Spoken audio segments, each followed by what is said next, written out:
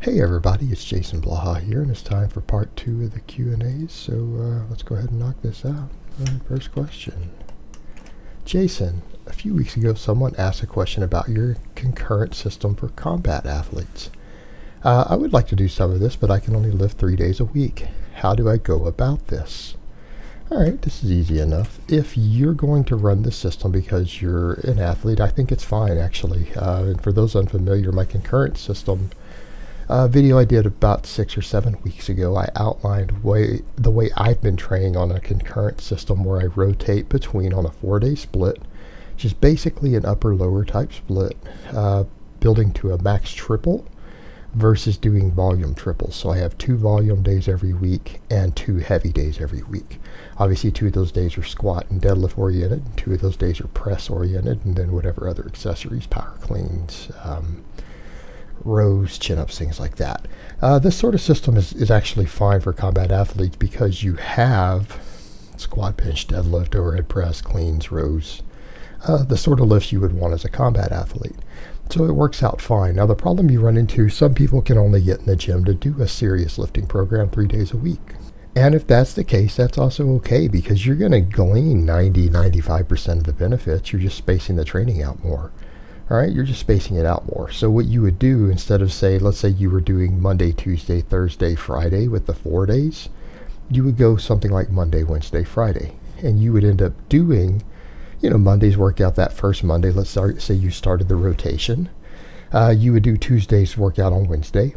Then you do Thursday's workout on Friday. And then Friday's workout would have to rotate into next Monday. So basically, instead of being on a 7-day system, you'd be on a 3-day system. So in other words, normally in a 4-week block, you would get 4 workouts, right? 16 workouts. Instead, you would do 12. And you would just space them out more. So it would end up being more or less, instead of full body, full body, full body, it would be upper, lower, upper, and then it would go lower, upper, lower the next week. So things would just get spaced out more with 1 less workout per week. And what I would lean in the direction of doing more cleans and snatches and things like that. In other words, your big explosive full body movements, you can get away with working more of those in as an accessory on any of the days because the programming itself is built around the primary exercises.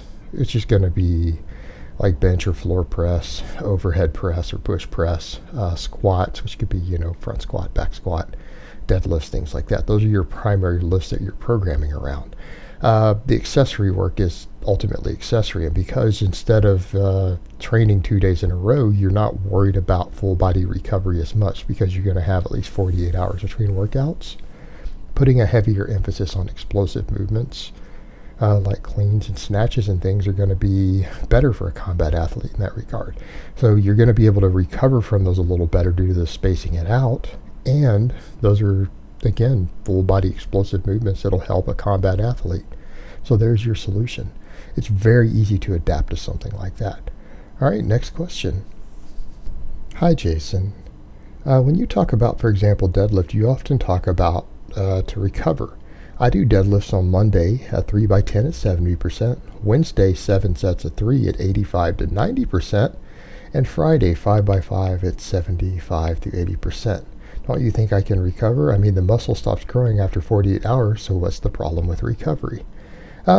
Before I get to the larger question, because I threw this question down, I copied it for me to read out before I looked at your percentages. There is no way you are doing 70 triples with 90%. You're not doing that. You're miscalculating your max. That number's not right. You might hit 1 triple with 90%. You're not doing 7 triples with 90%. Maybe closer to that 85 in your range. Now, that caveat aside, the problem is the amount of tonnage you're doing on the deadlift is the issue. It's not that since you stop growing after 48 hours that you're recovered. You can have a training session or a set of training sessions where you chronically overreach over a period of time to where it takes you weeks to recover. You could literally beat your body up to the point to where you have to deload for 2 weeks straight to recover if you push yourself to a limit. That doesn't mean that you continue to grow 48 hours after any of those workouts. You see the problem there?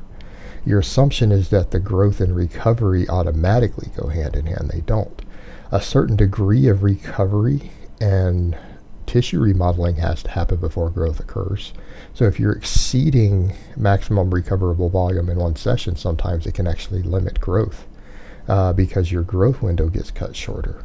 But again, the problem we run into, it has to do with an issue of work capacity, axial loading, all this other stuff. You can bury yourselves on deadlifts. And what you're doing, you might start doing and get away with it for a little while. Like you said that this is what you do, but I'm not so sure that this is what you do day in and day out. Meaning I don't think you've been doing this for 10 weeks straight. And if you have, you are probably a novice. You take someone who's an intermediate lifter and you try to do the percentages, and we'll cut those down to the conservative percentages in your ranges. You try to do this for a month straight and see what happens. You might see really good gains. In fact, you might get stronger and feel really great after 2 weeks. And then you hit that third week. And then you start reaching that wall, and you hit that fourth week, and you're going to start overreaching, and you're going to start regressing. You're probably going to see signs of overreaching at that point. Again, total volume and tonnage has to be monitored very closely on the deadlift. It's just one of those exercises that you have to do that. And those percentages you gave might be perfectly fine for a squat. They might be fine for a 3-day-a-week squat program. On a deadlift program, you can start running into problems very, very quickly. And there are a few people who are exceptions to that rule, and you could be one of them, but probably not, because they're relatively rare. All right, next question. I'm curious as to what your thoughts are in relation to Dave Asprey. He claims his mold-free coffee is more advantageous than regular coffee. I wonder, what do you think of his bulletproof style diet in general for overall well-being and cognitive function? Things from Ireland, signed Justin. I don't know a lot about David Asprey other than the little bit I've seen, and I've just called him out on a couple of scams. I mean, the bulletproof coffee is absurd. Every nutrition expert who's looked at it knows it's absurd. The idea of adding an enormous amount of fat to your coffee for someone who doesn't just need excessive calories, who's struggling to force food down, is absurd. Like, butter is not a food I would be adding to my diet for health or cognitive or functions in general. In fact, the whole idea of a ketogenic diet is a problem for cognition, because your brain can't burn on pure ketones anyways. It requires, well, even once you're keto adapted, to at least 50% of its calories from glucose. Ketogenic diets are actually harder on cognitive function. And again, just adding butter and tons of saturated fat to your diet in liquid form is ridiculous. So yeah, his bulletproof coffee is already absurd. The fact that he's created fat water, again, another scam. I'm not a big fan of the guy. And keep in mind, this is the same guy who was talking about using, trying to sterilize and inject your own urine for allergy benefits. I mean, what more do you need to say? The guy's a total quack. Total quack. Total shill, and he's probably crazy. Now, what I will want to say, don't ever assume a person is crazy because of what they write on the internet. That's a big misconception. People do a lot of stuff for shock value. They put on an act. Don't assume he's crazy because of something he's written on the internet, though, by the way. So I wouldn't say that unless he really and truly is serious. He could just be trolling people, knowing he's making a fortune trolling people, and he probably finds amusement in just coming up with absurd stuff to, again, create a larger persona and to get attention. And because he might just find it funny to do so. And that's a lot of what you see with so-called crazy people online who still manage to function and make money. Just throwing that out there. All right, next question. If someone were to deadlift 225 pounds for 5 sets of 5, for 5,225 pounds of workload, and 72 hours later, with proper rest and nutrition, try to repeat this workout, but couldn't because of severe direct onset muscle soreness, would it be safe to say that 5,225 pounds of workload is near the person's weekly maximum effective volume? No, I wouldn't necessarily say that at all. It's just that person has a low work capacity. We also get into the question of any person's deadlift. Let's step back and look at that. Doing 5x5 on a deadlift more than once a week is absurd. Going back to my other point about maximum recoverable volume on deadlifts themselves, high volume deadlifting is hard to recover from. Doing a 5x5 on deadlifts, if it is actually an appropriate workload for you for 5x5, is going to bury you. You shouldn't be trying to do that more than once a week, right? You shouldn't be trying to do that more than once a week on the deadlift, unless it's a really, really low workload for you and you're just doing it for repetitions, for technique.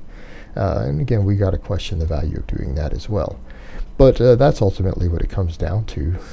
That's a lot of volume. 25 total working reps on a deadlift in a workout. That's a lot. It's one thing to come in and do it spaced out, like I've talked about deadlifting every day, but doing 85% for singles. You can do that.